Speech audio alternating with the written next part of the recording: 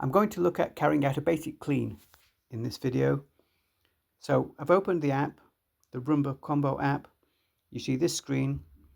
Near the bottom right you see new job. So I'm going to tap on new job.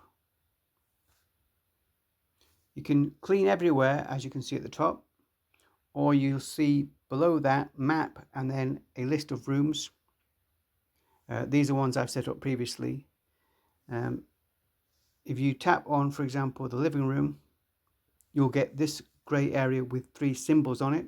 If you tap on that, you'll then get the full range of options associated with cleaning the room. Now, if it's in white, that's the option that has been selected. So if we look at the top right, vacuum and mop is selected for this room. So it'll do both things. It'll sweep things up and it'll wipe with the pad. Or you can just choose the rotating brush or just wiping. If you go below, you can choose the amount of liquid you're going to use for the cleaning operation, like so. Smart Scrub below that lets you choose between multiple wipes over the same area to deal with difficult areas. Below that you'll see cleaning passes, 1 cleaning pass or 2. Obviously it'll be faster with 1 cleaning pass.